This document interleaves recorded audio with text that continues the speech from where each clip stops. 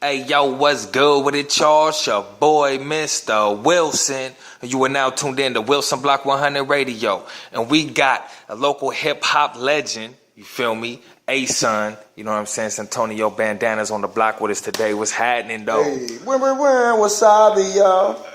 No We doubt. out here in the town, 26, man. Holler it out. Alpha P up in here, you know what I'm saying? 26 Zulu up in here, Source School up in here, Face Click, you know what I'm saying? Face Crew, we do it. You know, for real, though. That's another crew. We got Squad, man. Project Mayhem, OGMC, South End of the CD since 1993. Scholar that. Thank you. But yeah, man, A-Son, you know, we were honored to have you here for this exclusive interview with the Wilson Block. You know what I'm saying? What's the latest and greatest, man?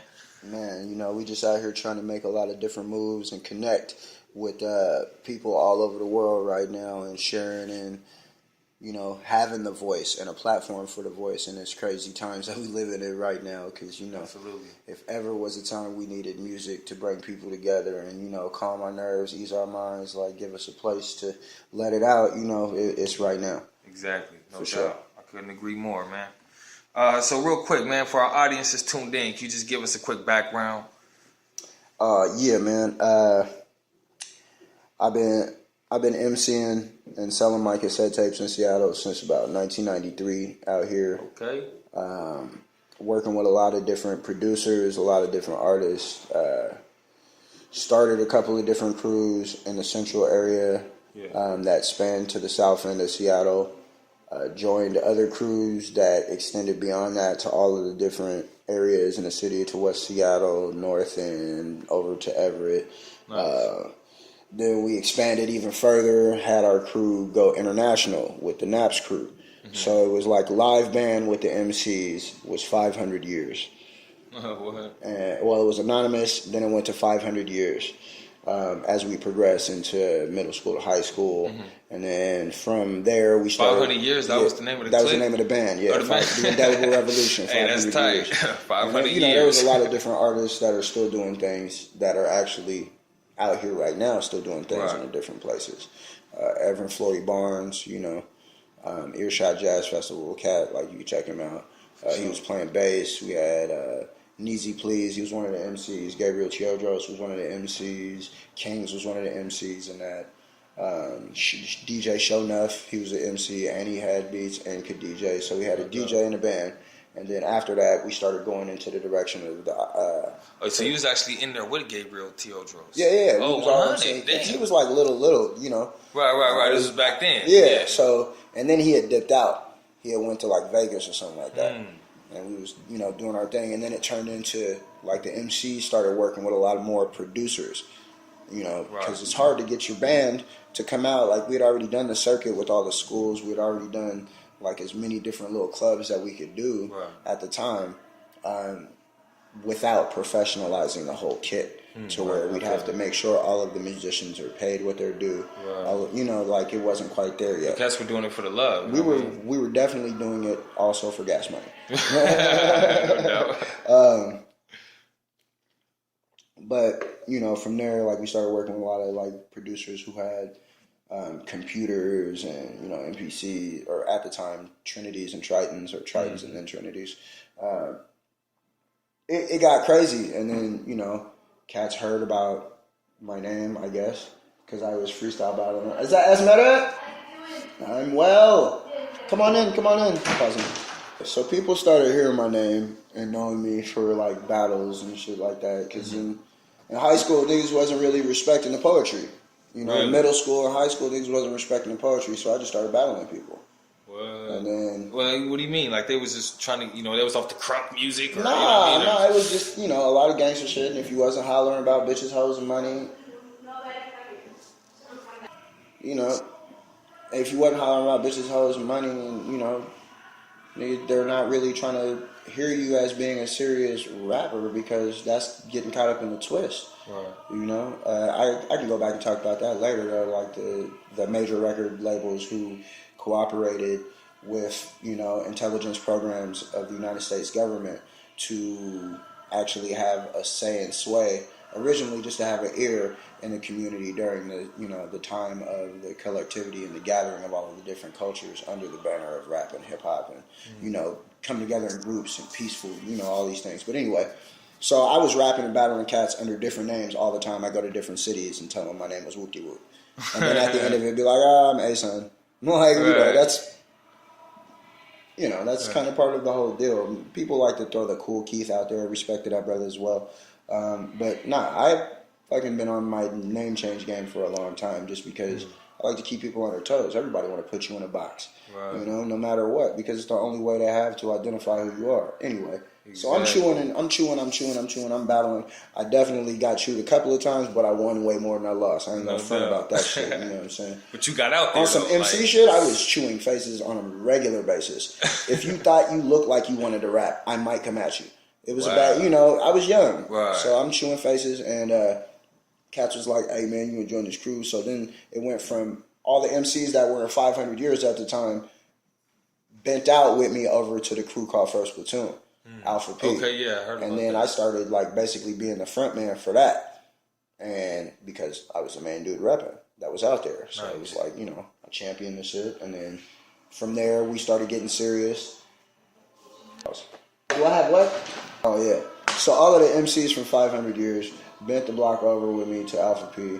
And then, we found these other dudes, First Platoon from, like, Miami or some shit. Like, maybe one of the brothers was, like, on some vet shit. Like, who knows? But the nigga was not barred up. The nigga was not, like, really going hard in the paint on some, I respect this shit as a craft. So that's kind of what we were on. Like, you couldn't be in our crew if you weren't rapping extra hard. Like, if motherfuckers wasn't like, dog, the best rapper on my block is this nigga, you weren't in our crew. You know what I'm saying? Like, period. It wasn't until, like, 2000 that I started letting graph writers, break dancers and shit start joining the crew. And because a lot of us came from the quote-unquote gang culture or whatever, we had different signs and symbolisms and handshakes. Right. So it got to a point to where motherfuckers started lying, telling me that I put them into the crew trying to do the handshake with me. Like, it was people I ain't never seen before. Oh, wow. So it was a thing, right, basically, in Seattle. They know us for being outside and rapping at shows, smoking blunts, like, just being out there deep, no matter where we were at. And, we'd show up to the different high schools. We're like, where's your best rapper? Oh, yeah? Tell him to come out. And that was our thing. Oh, wow. We didn't play about this rap shit. It wasn't wow. it wasn't no, oh yeah, my friend is in, his house, he's making beats, and I don't ever have to be outside and meet people in the community. Fuck that. If you can't go to somewhere and somebody be like, hey, you ever heard of blah, blah, blah, 1 out of 10 to 15 people needs to be able to say, yeah, I heard of that guy. Yeah. And they know somebody that knows 4 other people that know that person. Right. Like, you gotta have a name. It's just like graffiti. It's about getting up. Hey! Pause it.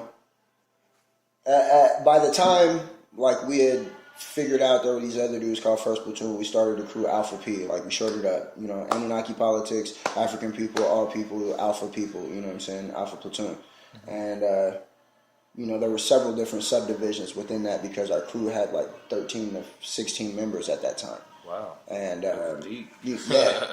B-boys, graph writers, MCs, and then from there we started another crew where we merged with 5 other groups from different parts of Seattle that had all of the different elements in it as well. Wow. And that was where we got Project Mayhem. Okay. So Project Mayhem was like Alpha P, the Mind Movers crew, which also had a couple of members of Alpha P in it. And then there was like DJ B-Girl, and Julie C. She had already been riding with Alpha P for a minute at that time. Who else?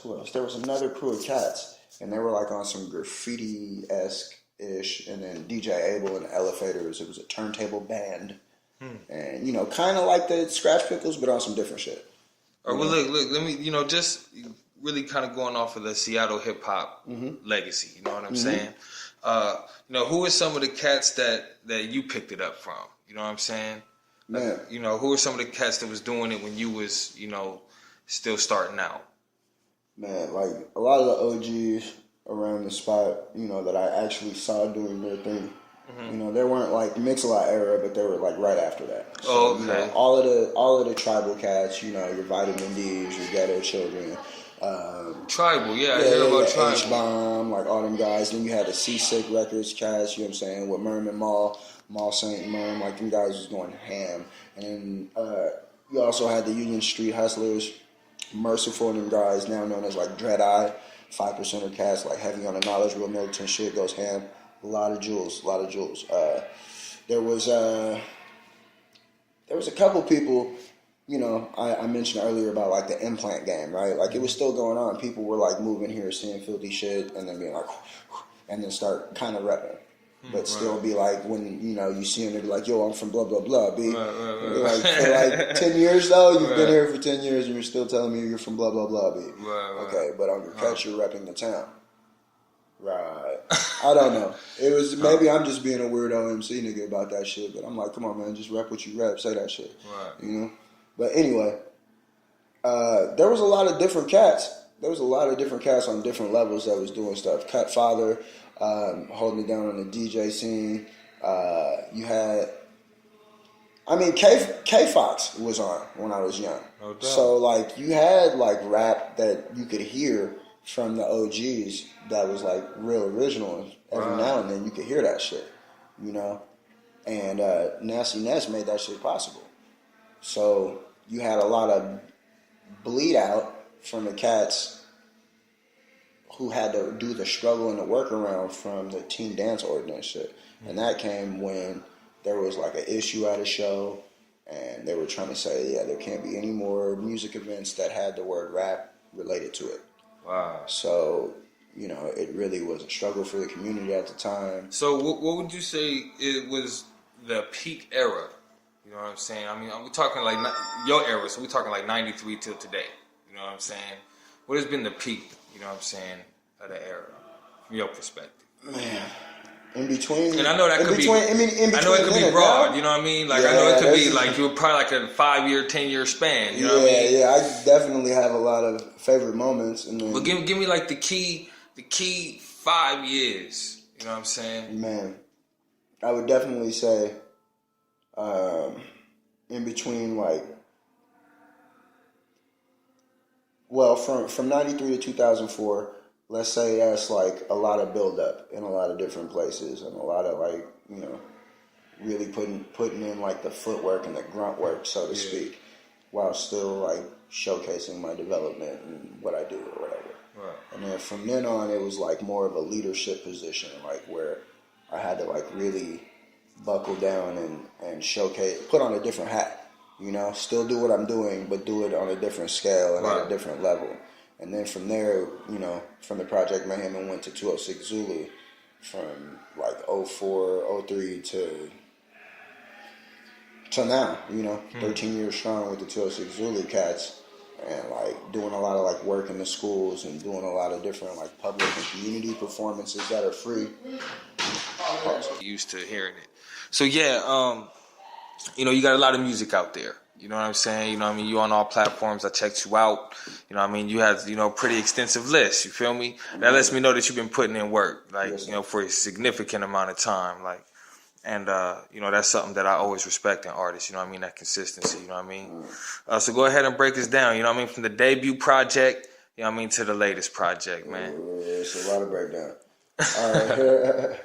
So, you know, during the time period where I was like super flexing and getting my name up everywhere and going to these battles and shit, people would find my styles filthy and they'd be like, come to my studio, peep this shit out.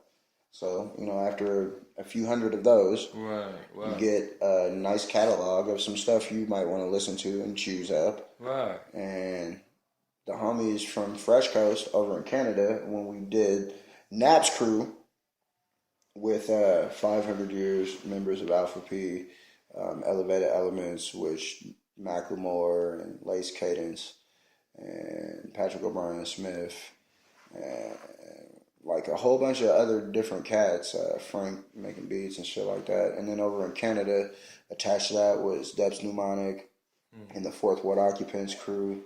Over in Victoria, BC, it was RIP Click with the homie from Japan, Hitoshi, known as Z-Time, and it had Zest Nomis and a young dude named Cass, Sure, and Serb. And these dudes were all over in Victoria, BC, and then in Vancouver, Victoria, BC, and then Japan. And then there were some cats that were connected to them in like, I want to say Sweden.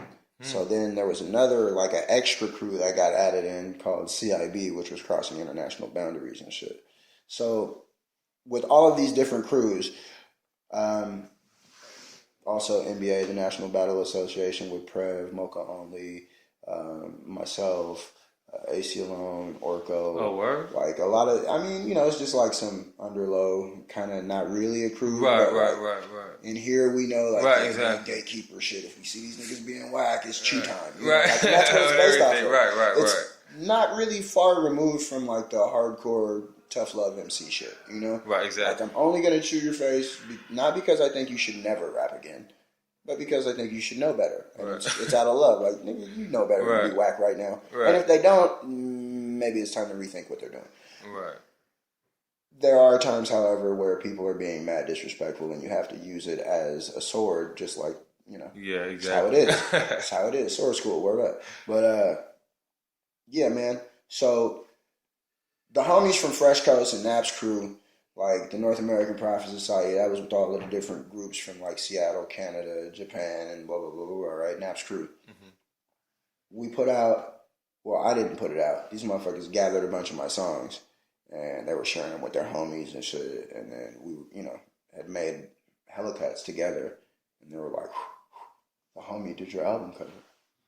I was like, what? What album cover? It was like, yeah, man, you should put the one on there, man. Make a track list, bro. I was like, man, I'm not really. What? Because it wasn't mastered up. What was the pool of the tracks? There was like, what, 20 cuts? Nah, I started maybe with like 30 cuts to choose from. Oh, wow. From the cuts that they had access to and the cuts that I had with me. Because we were in Vancouver at the time when that shit happened. And they were like, and this was the first CD, because I was selling cassette tapes before that. Oh, wow. Of just shit that I had put together with other people, and be like, boy, check my shit out, And then when we were doing the Naps Crew shit, it was like, yo, get some cuts from the home. Cassettes kind of faded off, wasn't it? Like, well, yeah, because people wasn't buying cassettes no more. Like 01, 2002. Yeah, so people weren't buying cassettes no more. And then that's how Titanium Buttermilk, Rhinoceros Briefcase, came out. The homies pushed me to put some shit out. And I was like, it's not mastered, it's not ready. And they was like, it's filthy though. So I was like, nigga, all right, man, whatever, sure. And then I started making hella copies. And then just like I was doing the tapes, I would go get hella CDs, go to a print shop, hella covers, hella CDs made, like, coffee shop if necessary. Sit down in a coffee shop, just burn CDs for a couple hours and then dip out and hustle. Right. And that's how I fed my children. No doubt. Like, no jokes to that. Seattle has always been receptive to like the arts, right? So people, they fuck with it, right? Like they gonna support. Depending on the individual and the approach, yes. And I mean, it's definitely not D-boy money, obviously. Right. You know what I'm saying? I'm not doing it like that, but it is enough for me to get by, barely. With the help of and support of different friends and whatever as well. But yeah, the hustle's strong, and it's because people are supportive. But, everybody don't have that same experience. Right. Because they don't have that experience in that shit. So my main thing was I went from boxing to poetry to rapping. Because they didn't want to respect the poetry, and I was putting boxing to keep me out of trouble. Didn't really work that way, but, and my grandfather was a famous boxer here in Seattle, whatever. Nigga was like, shit got passed on and put me in that school with his cousin or whatever. It was like, dude, yo. And then it became a big thing, and then do it in front of everybody in the town, on the outside shit. Back in the 94, 93, Bantamweight champion of the Pacific Northwest 2 years in a row. And then so what, did Seattle used to be like, used to be a lot of gangs around back then? Or, what was the culture like there was definitely gang culture, but I think before that, it was just, there was a lot of hustlers, because people came to Seattle with their families from different places. It is an implant city. Even though there was a lot of people who were born and raised here, and like a lot of actual natives who are dark skinned too. But like really a lot of people came from other places for military and for work reasons. So being raised here like by such a far, as far back as their family can go, that gives you a whole new pool of people who were born in Seattle and raised in Seattle now. Right. So I think that, it just gets to a certain point to where you're like, man, I gotta really, really represent properly. Exactly. And that was like the whole driving factor behind what made all of these different albums that came after Titanium Buttermilk. Like, people like my shit, okay, that's tight. I have to improve. I have to like show Buttermilk. Yeah, like, come No on, man, you know. So Titanium Buttermilk was the first one, and then you know, I was still selling my tapes. I was selling Titanium Buttermilk, and then I was like, oh, I got all these other cuts still that I hadn't put out or whatever. Not on the tapes, not on the anything. A lot of them were like on like mini ADATs and all types of other different means of storage. And you know, you got to get them off of the CDs or they're gonna just fade into the wind. Right. So I started putting together my own little mixtapes with a mixture of different songs that weren't released. So I brought a lot of the shit I did in Canada back to Seattle after my second or third time going back over there and living there. So the shit from Canada I brought back, a lot of that went to the $5 ain't shit mixtape shit. I started doing a whole lot of things. I got introduced to a few different studios that were like major recording places. So like there were like a few singles. I got put out on a vinyl working with Shez Rock from Counterintelligence Productions and Cointel Productions and Counterintelligence Studios. They were making a lot of beats for Alpha P at the time when it was, you know, me and Germ and Rajni and Kazi repping like really frequent, like as a group. A lot of the shit they wanted, you know, give me the opportunity to come and rap, and I'd be like, well, I got a crew. I'm gonna bring my crew, put this name on the flyer, you know, because they would spell my fucking name wrong. It's only 4 letters, 8 cents, you know, like what the fuck? So anyway. So after that, you know, a lot of different singles came out. The vinyl is called the West Coast Scavengers. It's a 12-inch. It features Radio Inactive. It also has a couple of different producers from like the Bay Area and then also from here in Seattle. And then me rapping on the vocals. And that was like one of my crowning little achievements, my little, you know, my first time getting on vinyl. And I could bring that to my grandma, rest her soul, and let her hear that and be proud of my shit. Wow. You know? So a lot of that, because my family's from Louisiana and, you know, very Christian upbringing, country folk, it put this whole, like, you know, you can't say certain shit in front of your elders. And they already feel some type of way about young people. And they already feel some type of way about you doing art and music as a, you know, some type of what you're occupying your time with, calling it a job, whatever the fuck you want to call it. Right. You're spending all your time doing this shit. Hip-hop movie reference. Anyway. I should be under the nose for this shit. Then after that single came out, you know, the whole Project Mayhem took off, and then we released like a couple of mixtapes, like more professionally and digitally, with the help of DJ B-Girl and B-Girl Media. Then we went to the Think Tank compilation because the Mind Movers had started like moving together as a unison and professionalizing their outfit as well as a part of the Project Mayhem projects. So that one is also available for free online. The Think Tank compilation just looks like the pie symbol, and it has like a lot of the different crews that were working with the Project Mayhem group bases. And then from there, I started. You know, because throughout all that time, I had to write something on all of my tapes and CDs. That's where Other Ground Records came from. Because I got mad about the whole underground, like, blah, blah, blah, you know, mainstream media. Right. I got mad about that. I was like, nah, I'm on some other shit completely. So Other Ground was what I was writing on all of my CDs. And then, you know, I've been... Oh, nice. And then, I got offered, like, a couple of different, like, roles in movies.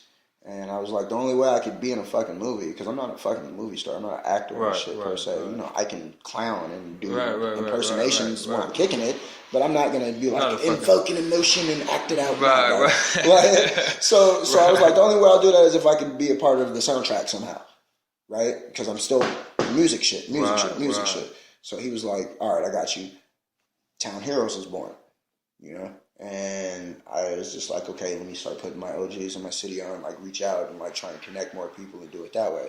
So from there, the Other Ground Records had turned into like just me working with my homie shit, having it put into like the ASCAP and all of these other things. It got more professionalized. And then it went back to the straight street, like super hood shit. I had to like engage my audience on a different level because I'm from that whole MySpace generation shit. Just as Macklemore was blowing up, you know, like we're doing the circuit in Seattle, doing the shows, and then like. I mean, what made it different from him? You know what I'm saying? There was an actual. It's numbers game, percentages, and if a certain percentage of the population within the city limits is a certain cultural relativity, you know, the support factor is also based off of a percentage of those numbers having the ability to support and actually showing up and doing it. I follow you. And, you know, in Seattle, the black and brown community, that's including the Mexicans, we're like 9-10% of the population, not even. We were only 6 or 7 back in 93, 7 to 8%. And so, like, you really got to think about that, right? Yeah. There's a lot of people who have been on their co-op shit for a long time. That's what made the Jackson Street Jazz era happen, because they were not allowing black folks who played music to come and play in their clubs. So they were like, for real, bro? And then this was actually one of the buildings that was a part of that whole Chitlin circuit. Oh, wow. You know, you had Ray Charles, Billie Holiday, like, you know, everybody has touched the stage in here. Right. I've used to come to shows. Where we at? Washington Hall. Legendary Washington Hall in the historic Central District. You know what I'm saying? And it's a blessing, man, to be able to still be a part of it. But yeah, we was talking about albums. Yeah. But real quick, man, just to, you know, kind of keep things moving forward, man, where can people check your stuff out online? Man, I would really prefer people to scholar at my Bandcamp first. But I am everywhere. I'm on iTunes, Bandcamp. If you fuck with Pinterest, because you be shopping for clothes and shit, I got apparel and all types of different merchandise and shit too. Because that's, you know, it's what I do. You can go to my .com. You can go to Facebook. I have a Facebook store. Shit, everywhere, man. Everywhere online. Like, you could even buy my shit on Spotify, right? You can listen to my shit for free, but then they have an option. You can click and say, oh, buy on iTunes. Nice. Or buy on blah, blah, blah. Right. I got my shit for sale on Reverb Nation, SoundCloud, Bandcamp. Like, yeah, support your local arts by supporting your local artists. So if you hear a motherfucker rapping and you see that they're trying to do something with their life, they ain't out there just doing bullshit. They had to take some time out of their day to go and record the shit. Right. And you know what I'm saying? That's being productive, right? Even on the most gangsterist knucklehead ass nigga who's like out here fucking up somewhere. Right. He come at you with a CD or a tape and he's like, bro, check my shit out. I'm gonna give him the benefit of the motherfucking doubt. Right, because I'd rather see him doing that than what he could be doing to get himself caught up. Exactly. Now, on some MC and some artist shit, that's a whole other. No. I'm gonna give you one chance. If you don't improve since the next time since that first time I seen you, I know you're on some bullshit. Or you're going through some bullshit and it's not letting you be creative and advance. So either way, there's some bullshit happening if you're not getting better after the first time, you know? So that's really what it is. Like, motherfuckers be out here thinking it's a free ride because they think rap and music get caught up in all this glam and all this shit. Man. Yeah, nigga, this shit is like 3 times the job of anybody else's job because you have to be your own person to do everything. Right. First off, you have to wear every single hat so you know if you want to pay somebody else to do it, they doing the right job for you. Right. Or they're doing it well or poorly. Like, the only way to really know that is to do it for yourself first. Wow. And secondly, motherfucker, you gotta actually be willing to put in all of that work. If you're not willing to work for yourself, like literally work for yourself with a schedule, I'm doing this by this time and I'm trying to have this done, and if it's not done right, hey, you gotta go back and do it again. And, you know, that's from time and trial and error right there, man. That's some OG shit for you. But, yeah, man, SuntonioBandanaz.com. Check me out on Facebook, Suntonio Bandanaz. I'm also known as 11 Million. That's on iTunes as well. That's right, 11 Million. It's my little ratchet-ass shit. Yeah, man, could we get a quick verse real quick, man? I know it's just kind of off the cusp, you know what I mean? But, you know, with as much music as you got, you know what I mean? I don't think it'd be too much. I got you. All right, for sure. Let's go.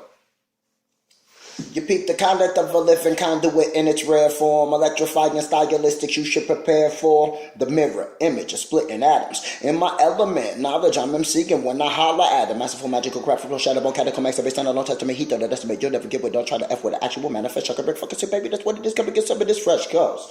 That northwest shit. Astral project, asteroid on set. Burn fire. My order is more door. Catch wreck like a 4-door. I am a rider. Spit on bach. Shit's on lock. Thumbs downs and hell knows perpetual. Now eat some vegetables. But yeah, one more time. Let me try a different one. And then you can pick. All right. I won't sit for some shit that I can't stand on the never ending. Oh, phones. You ready? Yeah. All right. I won't sit through some shit that I can't stand on a never-ending mission called survival of a black man. When you listen, I can carry on tradition and you catch that. Feeling that I can steal in every fresh rap, breath, trap, pin and release from this well tap. Felix sequence to exact and establish a plan of action. What big me is what's happening. And then, get it in, get it on, get it cracking. Living in each moment, active search for intelligent life with rapping. Receive my signals, conversation is crap formations. Connect them dots like constellation for your consideration and contemplation. Audio animals predatory. Steady falling off, they ain't ready for me. Got manifest matter from the spot on station where I operate and concoct those statements that can copyright, but I need some water. See, that's weed and coffee for you. No doubt. That's weed and coffee for a nigga, man. I don't like that acapella shit, man. I like fucking beats, nigga. No doubt, man. But really like fucking beats. You know, that's why I'm gonna encourage the listeners, go check you out on Bandcamp. You know what I'm saying? Suntonio, Bandanaz. You know what I mean? Listen to the projects, cop the projects. You know what I mean? Especially when you get it on the Bandcamp. You know what I mean? You're putting money right in the artist's pocket, man. You know what I mean? You're not waiting for your 3-month royalty, your quarterly royalty. I don't need nobody holding my money. You know what I'm saying? On some real shit. But before we cut out, man, you got any shout outs you want to drop? Hey, man, let me give a shout out. Y'all check out that new Sword School, No H. It's coming out, myself and Julie C. over Ready Round Beats production. The Year of the Face, it's like a 12-month program, songs and videos being released from a new crew called Face Crew. Myself, Yakum, Stilo Brown, and a couple other MCs that we work with as well, with different producers, various. We also got the Cup Game compilation coming out. Cup Game! We have a second anniversary coming up on the 4th of July here in Seattle, featuring a bunch of various artists from Seattle as well. That'll be released on Town Heroes and Underground Records with the Rocket Science Publishing. And then the free compilation, Rap Life Matters, featuring Candy Cole, Mickey Vale, Abstract Rude, For Real Though, which is myself and Gabriel Teodros, nice. Muja Messiah, Maria Issa from Minneapolis. Like, it's a nice list of different artists of color. And it's all about, perpetuating that positivity as artists of color. Right. Being accountable to some degree. I ain't saying everybody got to be a teacher, though. You know what I'm saying? Right. So I like to give a shout out for everybody out there who's helping keep real hip hop alive by respecting the culture and respecting their crafts. And just you see some little homies out there, man, trying to do it, man. Don't feel like you're an old person, man. Reach out. Exactly. Be a part of the community because it takes a village for real, though. No doubt. Yeah. That's what it is, man. Hey, son, man, it's been an honor, having you here for this exclusive interview on Wilson Block 100 Radio. Radio. You know what I'm saying? We out. It's your boy, Mr. Wilson.